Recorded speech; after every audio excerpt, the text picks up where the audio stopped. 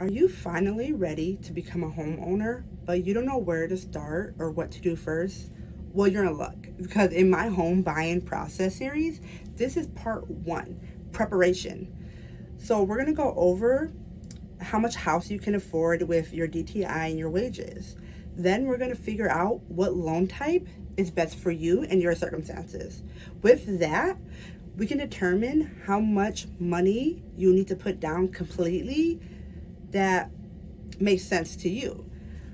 But before we start, my name is Ciara Harvey. I'm a local real estate agent here in Milwaukee, and I'm available anytime to you. You can call me down below. My number is in the description.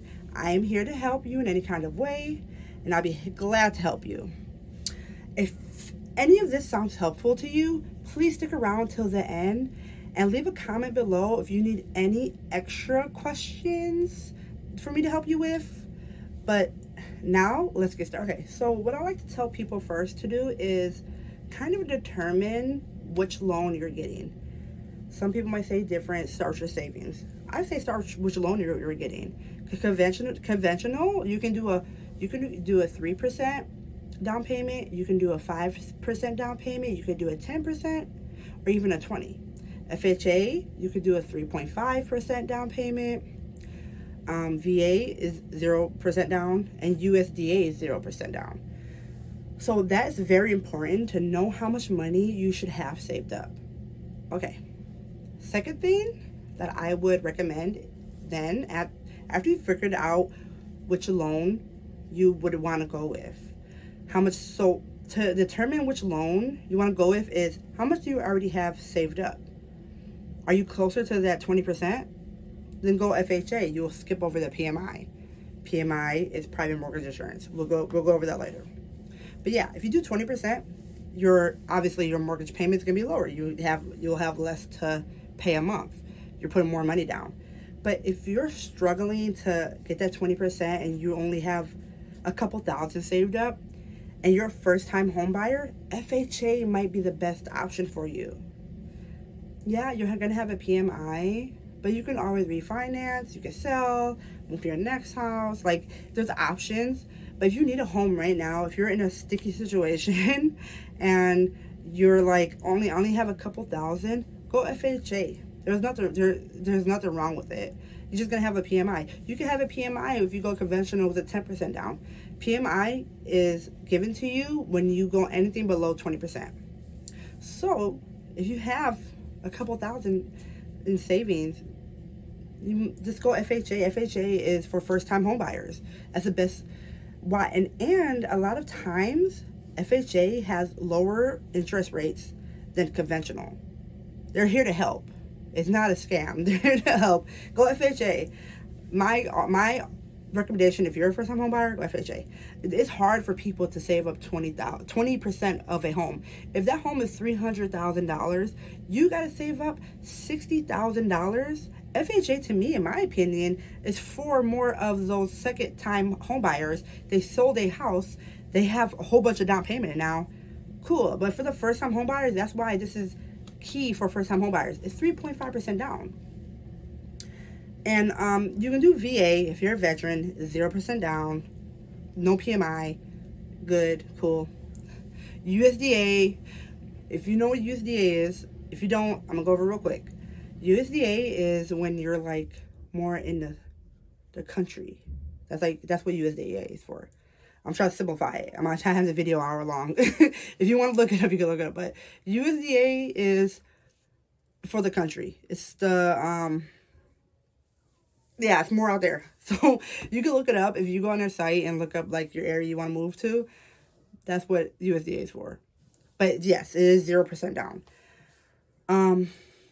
So let's say FHA. I recommend FHA for first-time home buyers. And if you're watching me, you're probably a first-time home buyer.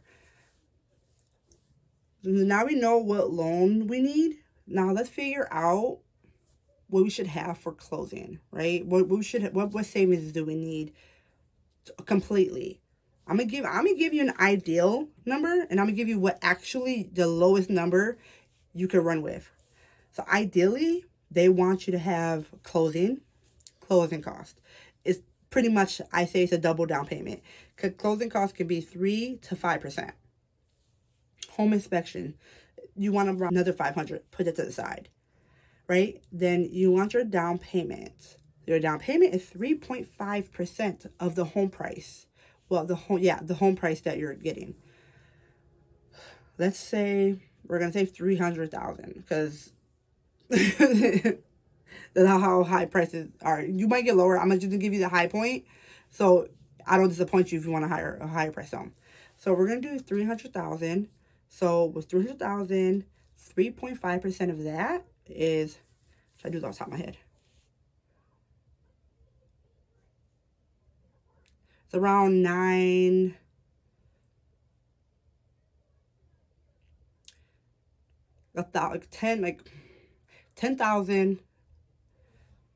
10,500. I'm gonna say 10,500.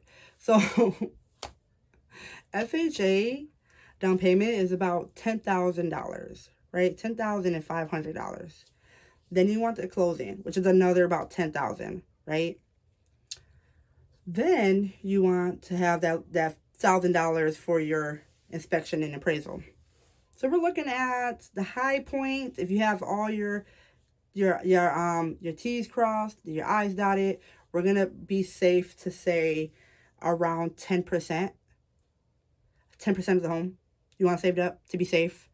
I mean, 20 high point, you want to do the 10,000 for the down payment. You want to do 10,000 for the closing costs and $1,000 for your home inspection and appraisal, which leaves us to be around 21,000, right? So about 21,000 to buy a home that is $300,000. Now you can do this any kind of way. If you want to get a home that's 200,000, you can do the same way. You do this double down payment if you're doing FHA. That's how I calculate it. But now the low side of it, there's a secret. It shouldn't be a secret. You can ask the home seller that you're buying a house from, if they can cover your closing costs. Trick is, a lot of people don't like to because there's less money in their pocket, but giving them an incentive. Say, hey, I'll pay $5,000 over your asking if you pay for my closing costs. I'll pay $10,000 over your asking if you pay my closing costs, which brings your money to buy a house half. Now you only have to save up that down payment and your home inspection and your home appraisal. So now we took that $21,000 and we brought it down to $11,000. We brought it down to $11,000. So yeah, the if you want all your T's crossed and your I's dotted, you're gonna go to the $21,000 way. You're gonna save up $21,000. But if you're gonna go to the low end and you need to get this house, your landlord is a piece of crap. You need he's kicking your dog out. Your family is growing and you don't have time to save up $20,000. Yeah, there's an option. You can get your home for $11,000. That's the low end because you can have the home seller pay the closing costs. So we went over the loan types. We went over the down payment for those loan types. Then we went over how much savings you should have if you're buying a $300,000 home. Now, if you're looking to go conventional, I'm going to tell you the credit scores of these too, because you can go conventional, which 20% of a $300,000 home is $60,000. Then you got to have that 3% go into that $300,000 home. So you're looking at spending $70,000 for your down payment, your closing, and home inspection and your appraisal to get that $300,000 home. But at least you won't have PMI. PMI is like it ranges to be like $150. It could be like, yeah, if it's like 1.75% of the loan divided to the year. So probably like $150, $200 extra a month, maybe at the high end. Also goes off your credit. But if you're going conventional, your credit score has to be at a 620. FHA, your credit score only has to be at a 580. VA, your credit score has to be at 620. If they sometimes go low to a 500, recommended is 620. Then USDA is also a 620, but if you for sure want to go that way, I would do it at 640 to definitely be able to get approved for it. 620 is kind of pushing it. With all of these, there are overlays. Overlays are what banks have their own rules, right? This is like the, more federal administration kind of housing. So they're telling you, yeah, you can get a loan at this credit score, but the bank is at the risk of giving you the money. So the bank might say, hey, our conventional is 680. Our conventional is 660. So you can't get a conventional with us. Or same with FHA. Our FHA is 620 or 600 flat. So that's why it's good to shop around for your lender, which is going to be in my other video, is picking out a lender and a agent. But yeah, definitely there are overlays. So don't get disappointed if you apply for a loan and they don't approve you. It just might be their overlays for that credit score. Finally, if you stuck around this long, let's see how much home you can afford. If you really truly want to know how much money you have to put down, right? So I'm going to go with so the the median wage for Milwaukee is about $45,000 per person. So I'm going to go off that and I'm going to say, so DTI, I have a whole video on calculating DTI. So I'm just going to run through it. I'm not going to give you a whole breakdown of it. You take your monthly debt, and let's say that adds up to 500. You take your monthly gross, your gross, not your net. Let's say that is 35,000. 3,500. Now divide your debt by your income, right? So you're going to take that 500, get that divided by the 3,500. It's going to leave you at 0.14. You times that by 100, that's your 14%. That's your DTI. So when they do DTI, they want to add up your mortgage into your DTI. A lot of loans vary. FHA does 50%.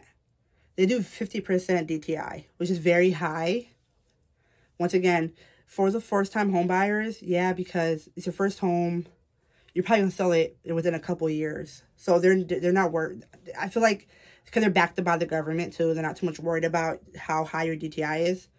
But some FHAs do 43%. Most conventionals do 43%. So we're going to do 43%. So this leaves you at 14% debt to income. So what I like to do is you subtract that 14% by that 43%, which gives you that 29%. So this 29% is your potential mortgage payment that you can afford. So you take that $3,500 monthly gross you get, and you times that by the 0.29, which would equal 1015. So you alone, if you're a single person making $3,500 a month, you can only afford a house payment of $1,015. Now, if it's you and your spouse, significant other, partner, double it probably. Hopefully that person's working. That means you can afford a home of $2,030. That's how you kind of calculate how much home you can afford. Okay, so we figured out which loan you're getting, how much that down payment will be for that loan, how much your closing costs would be for that loan, your home inspection, your appraisal, and this is all based off of a $300,000 home, right? You can base it off anything you want. You can use the same steps that I went through to figure out how much money you would need for a down payment completely, or for cash to close, I should say. How much money you would actually need altogether to close on a house. Hopefully this was helpful. Sometimes I can over explain some stuff. So if you need any help understanding what I just went through, comment down below. If you are looking for a house and you just want some assistance on understanding how much money you would need, comment down below. I got you. I will have my email down and my phone number. If you need help, you can also email me any kind of like, hey, I only have this much money. I'm trying to get this house. What loan do you think I need? I'm here to help you. I'm okay with helping out. I'm making videos to help people just like you. So don't be afraid to comment and ask me any questions. I will help you. I hope this video brought you some kind of just clarified some things for you. If you like this video, hit the like button. Subscribe if you want to see more. I will have part 2 up in a couple of days. And part 2 is going to be, let me see what part 2 is going to be.